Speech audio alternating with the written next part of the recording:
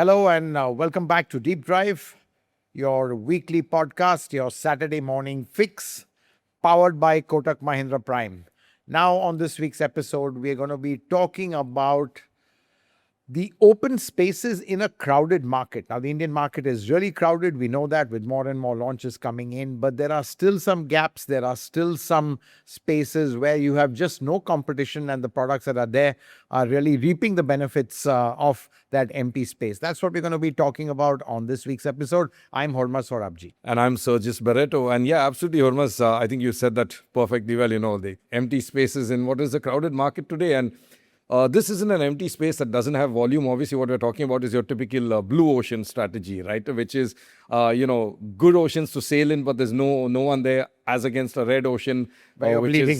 Yes, absolutely. It's just bleeding. A crowded segment, you look at the compact SUVs, you've got a dozen plus there. You look at mid-size. Much more, yeah, exactly. Yeah, you've got so many, but there are certain segments and there are certain models which are seemingly untouched. Hormazd, what I thought was, let's talk of some models first, and then we'll get to price segments as well, because there are certain price segments also. Yeah, and I think, sir, just to kind of set the context, let's see where the meat of the market is. Right. There's the compact SUV space, as you Right. said. There's a mid-size SUV space. Exactly. So basically, it's this 10 to 25 lakh bracket, which really is the key in there. But within that, there are some open spaces and below. So I think there are within that there are above, below, absolutely, Hormazd. And you don't have to be in the same formula, the same price, and because it's a red ocean, it's a bloodbath. Yeah, that's right. Typically, Exactly, yeah. so let's. I thought we should start, Hormazd. We have to start with Mahindra. Yeah, that's right. I think they are the kings of the blue ocean strategy, because if you look at it, I've got three sort of brands here which are absolutely blue ocean products. No competition. No competition, and Or they're minimal selling well, so competition, they're not yeah. niche. That's right. Thar, so your Thar 3-door, average sales of 3,400 units a month. Right. Just to And put that into context, almost 3,400, that's more than, let's say, Honda sells Elevates. Yeah, that's right. Right. So it's from a 3-door. The Thar Roxx, 6,200 average sales. So Thar combined as a brand, about 10,000 units. Yeah, absolutely. 9,000, 10,000 units. So Absolutely amazing. Yeah, you're right. I think let's talk about the Thar. And I think it does have, sorry to cut you in, but it does have one competition, in the sense it's not no competition. There is the Force Gurkha, but that's way too utilitarian. what about the Jimny? Yeah, and the Jimny, small, Yeah, that's diminutive, but But again, you're right. I would say the Force Gurkha, it does have, it's more because diesel, big, Jimny is no diesel, Right. small. So really not competing head on. Yeah, true. But you're right. I think the Force Gurkha is the only one, but they've done such a bad job of it. I really can't compete. But really, I think Thar Roxx, really a case study, Sergius, because I think it was a bit of a gamble in that segment as well. If you look at it, if you see the earlier Thar or the Gen 1 Thar, which sold just about 600-700 units a month, people would have thought not worth getting into that segment, because why take on something which is only 600-700 units a month? I think no one really paid attention to that. And then I think Mahindra really, brilliant product planning. They kind of, let's say, just said, let's try and make the Thar mainstream, give it all the features of a mainstream SUV. Let's not just keep it at that niche of being for absolute hardcore off-roaders. Let's try and make it a car that you can use as a daily driver. Interestingly, it's not a great daily driver, and we've said this, body on frames are bumpy, it's big, all that sort of thing. I mean, if you want a daily driver, things like that, the mid-size, the soft-roaders like Cretas and all make much better, easier to live with daily drivers. But I think it's really, cashing in on the emotion that there was. So we've talked about this. And I think what we need to talk about is why others can't get into this space. Yes, Or why exactly. others are not getting into this into space. it. Yeah. I think the only ones who could really do it were Tata Motors. Yes. But they abandoned their ladder frame development completely. That's right. Completely. Yeah. So that's the puzzler. In fact, I can't understand why they did that. In the sense that they developed it to I think the Hexa was a further development, right? That's right. The Hexa was a thing, I think, what they had, and it was a pretty decent chassis at that time when it was launched with the Aria hydroformed and all that, to really was quite advanced at that time. But they abandoned body on frame. I think that happened with the new emission norms. I think also they want to rationalize. Right. Don't forget, with with Tata's, unlike Mahindra's SUVs is not their life and death. Yes. So I think they obviously had cars right down from at that time, right down from the Tiago all the way up to the Safari. So they wanted to rationalize their platforms, and this body on frame had become a bit of an outlier. So I think clearly they missed the trick over there. I think Toyota has really missed a trick by pushing their Fortuner price up so much. It's left a wide open space, a blue ocean, as you say, for the Thar Roxx. Exactly. And again, you've got others like Jeep, obviously are smarting from the fact that they're calling the Thar a Wrangler ripoff. And obviously, there have been legal issues on that. But I think they also must be really hurting for the fact that, this is something they could have done and should have done. Exactly. So I think really hats off to Mahindra. Great to spot this kind of segment, and that's what it is. And I think for anyone to come into this now, Sergius, it's too late.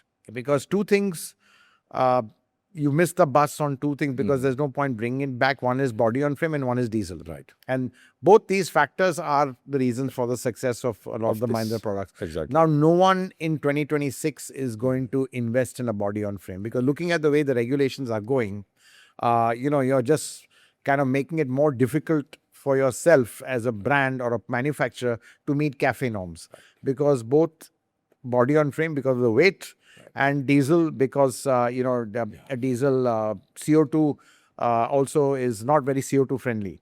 So both these factors go against CAFE norms. So I think no one's going to do it. People who were there in it and frankly only Mahindra, they're just going to enjoy this space. To me, as long as regulations allow them, because I think the market is there and is going to continue to be there. And so clearly, I think, they're just going to have this benefit. Yeah, absolutely. Hormazd, the market is there for sure because there's another ladder on frame SUV with Mahindra related, and that's the Scorpio-N. Combined or the Scorpio Classic. Combined with the Classic, the average sale is 14,000 units. Unbelievable. Plus. That's a crazy figure to have. It just goes to show you, like you said, the market is there. People want that hardcore, rugged, tough body on frame SUV. And in a sea of mid-size SUVs, which are all monocoque based, there's just this one guy which is with this formula, this ingredients. Yeah, and exactly. I think they're sort of reaping the benefits there as well. Yeah, and I think again, if you see what are the competition, I think historically, the Safari has been competition for the Scorpio. Previous Safari. The previous Safari. I think Safari came in 98. Scorpio came in 2002. Much later. So Safari has a longer legacy if you look at it. And really, and Safari had a lot of appeal. And if you ask me, it was the one iconic car of Tata Motors, which was really aspirational. Just giving it the name, it didn't really bring back that legacy clearly because it didn't let's say, have any of the character of the earlier Safari, the current one. The current Safari. Body on frame, tough body on frame, that sort of stance. And I think, honestly, Tata Motors took their eye off the ball of the Safari when the Indy car came. And if you see the history of both, you'll find that when the Scorpio was launched and the Safari was there, Safari was seen as the more premium of the two. It was. It was bigger, it was more expensive. But over time, it lost its appeal. Mahindra really put a lot into the Scorpio, a lot more, let's say, product development into the Scorpio, kept updating it. And then the Scorpio kind of overtook the Safari. And right at the end, 2020, the Scorpio was more expensive than the last Safari. Yes. So just goes to show how the Scorpio brand has really, kind of done. And again, very hard for anyone else to do a Scorpio. Now, we hear that Toyota wants to do it with the FJ Cruiser. And I think, honestly, there are companies looking at it. Yes. I think Toyota must be realizing how much they've missed. Said this earlier also, by just leaving such a big, wide open space below the Fortuner for Mahindra to just rule. And I think Nissan also could have an option. I think, Sergius, you broke that story of a body on frame. Although on the higher end, but they do have possibility to go on the, lower on the price scale too. So correct. And with Dongfeng, the Chinese partners, they can develop them, as they said, now really in half the amount of time. So you could very quickly see Nissan looking at this space. It is something you're right. They would be looking at Toyota. In fact, yes, absolutely. They should be looking at this segment as well. We know they have capable off-roaders. And you're right. I think, Hormazd, while we might not see a, Thar kind of vehicle, we could very well see the Scorpio-N kind of, segment coming under some pressure. Though, oddly enough, maybe from a monocoque construction, but a very tough and rugged one. I think like a Defender, where it went to a monocoque, but still retained that sort of absolute tough. Yeah, you're right. I think it doesn't have to be body on frame, as you said, but it just has to have the kind of character of a body on frame vehicle, exactly like what the Defender did. It's not lost any of its off-road capability by going monocoque. But again, I think Sergius, one more with Mahindra, and that again is Bolero. Amazing. I think Mahindra really has kind of, ruling the high seas of this open market. Yeah. I mean, again, that's also so specific to a certain market. Everyone's like, looking at this very sophisticated vehicles, more modern, and they're like, hey, look, there is a whole group of customers who don't want all of this. Yeah. If you look at it, I think recently it was Lenny or Saumil who reviewed the Bolero as well. And I found it so raw, so unfiltered. But that also is its appeal to a certain segment of buyers. Right, yeah. And I think here again, the combined sales for the Neo, and they've got various variants, minus the pickup, the commercial vehicle, just the passenger sales, 8,600. That's a great number. Yeah. And I think what's important to realize is that the margins on these kind of vehicles, which are relatively low tech, body on frame, are massive. So these three are really the cash cow for Mahindra and Mahindra. This is what is funding even their EV program, to be honest. So really, I think they're in a phenomenal position. I think really this is the backbone of their range. Of course, there's a bit of risk because very diesel dependent. And, with tougher norms, diesel, it can get tougher for them going forward. But I think the market still wants these vehicles. And, as you said, the Bolero, very basic, even crude to a certain point. But there is a market for that, and one should respect and accept that. If the customer is happy, who are we or anyone to say otherwise? So I think our job is to test them, put the facts out there as they are, and then the customer then finally decides. And obviously, there is a customer base for this kind of very basic transportation, which is low on maintenance, it's hardy, it's sturdy, and it gives them that sort of peace of mind. Correct, absolutely. In fact, to borrow an old, I think it was GM, the founder of Chevrolet, I'm not sure who, but there was a saying where he said that, we should have a vehicle for every purse and purpose. Right. Who are you to judge if this purpose is not worthy enough or something? Why not? So, yeah, absolutely. Bolero, definitely another great, blue ocean kind of product. There's another one I want to move on to, and this one is Maruti. The Eeco, average sales of 11,000. Right? It was the Versa, they knocked off that little bubble roof, flattened that. It is today, a van that no one wants to sort of address. Tata did have the, I think it was called the Venture for a short while, but it was too rugged maybe, but they never really developed it and, took it forward, refined it further. And, they've just left this space open to Maruti. Yeah, I think, talking about Maruti, frankly, there are a lot of models there. And for Maruti, the real blue ocean or whatever it is not only the Versa and the Eeco and all, but the entry car. All the entry cars. Even Wagoner, for example. Yeah, exactly. No competition at all. Exactly. So, Santro died, yes. That's right. So I think, again, Eeco, no one can do it. Let's be honest, it's just impossible to do. For a couple of reasons, to try and take Maruti on is a big mistake. Everyone steers clear of them. Exactly. The trouble for Maruti is that, they need to take on the competition which is slightly higher, which they are finding difficult. But clearly, I think in Maruti's space, there's no competition at all. And again, as you said, the Eeco, I think, again, it serves a purpose, isn't it? Yes. Yeah. So, it's cheap to run, CNG, and clearly it's just all about running costs, practicality, and just, that's really in a way the common denominator. Yeah, in fact, a lot of owners, even, and I'm talking about let's say the guys, the owners who buy it for private use, or it's actually a dual use, because a lot of them are small business owners, Right. and they use that then for their business as well, to transport certain goods and things like that. So there is a requirement for a vehicle like this, that you can go out with your family in, but you can also carry on your business and stuff like that. So I'm not talking about the panel van; they actually use the passenger version. Correct. For Absolutely. it. So it's definitely I think a segment that Maruti, you're right. I mean, will not see probably competition in.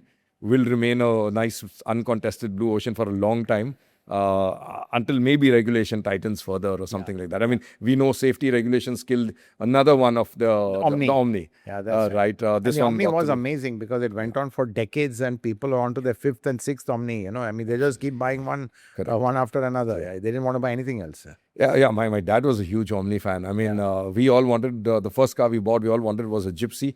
And he's like, no, but the Omni is so much better than Gypsy. And we couldn't see how. But, in his eyes, the Omni was actually better than the Gypsy. Yeah. So, yeah, and again, because of this, space. But, that's the Eeco and the Alto. Yeah. Yes, and of course the Alto. Really, it's been one of the most significant cars in India. I mean, really, it is, to be honest, the success of the Maruti 800, the poor man's car. The most affordable car. Sometimes that goes against it. But an amazing product, no doubt. What it does, what it achieves, really punches above its weight. But again, regulation has pushed the price of the Alto so high that it really, has kind of lost the reason to be, which is absolute affordable motoring. And competition is not from anyone else, but more from the used car market for products like the Alto. And I think... that is going to be probably the only car in that space, the most affordable, though I think now even the Espresso is, so very difficult to judge which one. But as a hatchback, entry-level hatchback, what it stands for, what it means, it's been amazing. But, clearly the market has moved away from that. So you're going to have no one coming into that space. In fact, to be honest, I don't even think Maruti will invest in... a new generation Alto. They'll probably just keep this one going for as long as it sells, have a very, very long extended life cycle. Already it is pretty long, and we're not going to, there's no sign of a next generation model on the cards.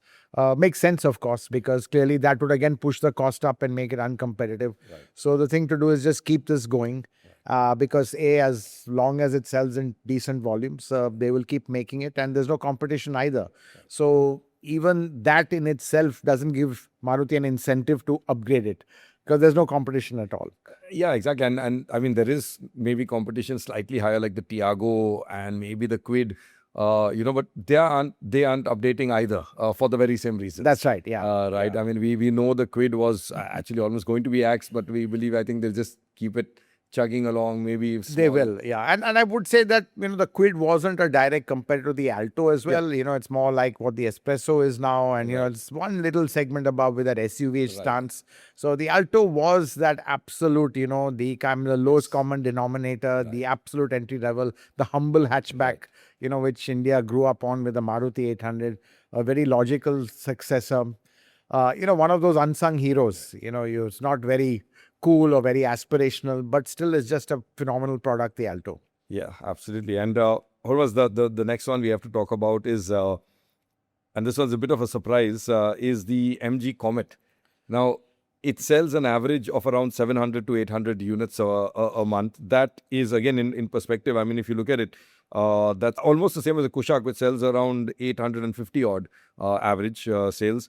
The Elevate, like I was saying earlier, 1,700, Taigun does 1,300 average. And let's not talk about Citroen, Citroen, because the Aircross sells 48 average. Really? Yeah. And the C3 is 220. Yeah. So, I mean, something like the MG Comet there seems to be a market for it, a micro city focused only EV, 2 doors. You're not going to carry your whole family. You have other cars, and they're doing it. I think, and I want to hear your opinion here, but I think there's even better potential in this segment. and it's maybe being held back because of the Comet itself, in the sense that it's like, tiny little wheels, gives it a quasi, golf cartish look. I think if somebody comes in with a slightly better thing like the VF3 maybe, VinFast, the segment seems to be a blue ocean. But I think it's a tough segment, to be honest. It is, yeah. So, it's not like a true, let's say, open space where people want to get in, but they can't. This could be a space where people don't think it's worth getting in. And I think MG has gone ahead with the Comet. I mean, I think the problem with the Comet was really this whole price to size ratio and issue. If you notice that the minute they dropped the price of the Comet, it was priced quite high initially. Yes. Numbers were small. When they dropped it, it kind of picked up. So I think it does have a unique appeal for, let's say, certain kind of people who drive themselves very, very short runs. I know my daughter-in-law absolutely loved it. In fact, a lot of people don't know she drove one to a wedding. Yeah. Oh, yes, right. Yeah, she showed up for her wedding in that one. In that, because she loved driving it, and we really enjoyed it when we had it. I think a lot of people here were fighting for it. Yeah. I think Gavin didn't want to give it back to us. Exactly. So really, it has a lot of appeal. When you drive it and use it for what it's meant to be used, which is really to, park in tight spaces, do short hops, and it's so maneuverable in traffic. It really has a big appeal. But I still think it's quite niche. We're not evolved as yet. But I think it's definitely a segment worth looking at. A lot of people will question that, look, two doors just don't make sense at all. So we really can't call that an open space because, it's never going to ever sell in huge volumes, which is a fact. But there still is, let's say, a kind of market for that. And I think if they are priced correctly, I think the Comet has shown that, this is a segment that a lot of, let's say, first-time buyers or even as a second or third car in the family, it makes a lot of sense. I still think the pricing is still high. I don't think they could be making much money on this. So to expect the price to be lower is more challenging. But, with further localization, slightly a little bit more volume, taking that punt of, okay, let's reduce the price, but get more volume so then we can localize more, get a bit of economies of scale effect, which will, kind of get the pricing down. I think they could do that. But I think it's a great concept. I think it's a very underrated car. And I think once people drive it, they really love it for what it is. Right. So I think, Hormazd, that wraps up the models. And, for you out there, our viewers and listeners, let us know what you think are your blue ocean products that you think are, left uncontested. But we've also got something else to discuss. And Hormazd, that is the price segments. Right. Like we started the podcast with, if you look at it, there's a lot of action going on in the compact SUVs and the mid-size SUVs. So basically, if you look at up to, let's say, even 30 lakhs, 20 to 30 lakhs, for example, as a price band, there are about 30 odd models, 29, I think, models that there are. Now, there is overlap, obviously, because, variants stretch. We're just talking about the meat of, the variants, where they are. If you look at, so 20 to 30 lakhs, you've got 30 models, let's say. If you go to 30 to 40 lakhs, just, the next band above, the next 10 lakhs, it drops down to just 11 models. Huge drop. And then funnily enough, when you go higher again, as you climb the price ladder, your choice back again improves. From 40 to 50, you've got probably 14, 15 models. From 50 to 60, you've got 20 plus models. But it's just this one band, 30 to 40, which has very few models. And, in there also, it's a very sort of a mix of things. Like you've got a Toyota Hilux, so it's a pickup, which not everyone would look at. You've got the BYD Atto 3 and EV. So it seems to be a segment that manufacturers are somehow staying away from or have somehow, for some reason, been blinded to. I think more than staying away from, I think it's a very challenging segment to get into. And, for several reasons. Firstly, the affordability drops rapidly after 30 lakhs. The volume just drops dramatically. When your volume drops, you can't manufacture at scale the way you can up to 30 lakhs. Right. Let's say which everyone is doing. Anything below 30 lakhs is full-scale manufacturing. You make the engines, you make the bodies, your paint shops, everything. After that, it goes into that kind of CKD zone. So it becomes a small volume game. because you can't invest that much. If you invest and you don't have the volumes, Yes. you're going to be staring at huge undercapacity and losses as a result. But then when you start, being CKD, you can't price it competitively. Okay. So then the price jumps out of that range, and any product in that range. So it's very, very difficult to kind of play in that price band. But I think people are trying, and we're going to be seeing a lot of them come in there. I think Kia Sorento, which is they are looking at with a hybrid. Hyundai tried it with a Tucson, not very successful. I think again it was this whole very low local content because companies, as I said, very hesitant to invest in localization. The volumes are just not there. It doesn't make sense at all. So I think it is a challenging space. But I think some people are going to come in and try and kind of own that space, but it'll come at a cost. Right. I don't think you can really make huge profits over there. So I think JSW are planning that with the Jetour. The Jetour, Nissan, that's right. as we did. Exactly. So it's going to be very interesting to see this place, this kind of space. How do I say? Kind of evolve and grow. Yeah. But it's a tough zone. It's like a no man's zone over there. You're in between full scale manufacturing and then going super niche, where it only makes sense then if you're above 40-50 lakhs selling a couple of hundred a month.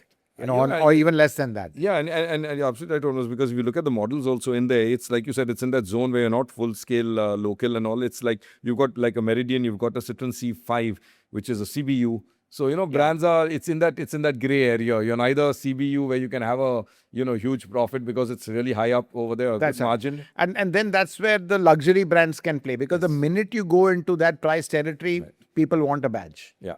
If you get what I'm saying. So it's really interesting. Like Mercedes doing nearly 20,000 units, and a lot of them above 1 crore, which just goes to show this whole badge value, price kind of play which is there. So you get caught in this, in that 30 to 40. It's a bit of a no man's zone because the mass brands, the value perception is not that high.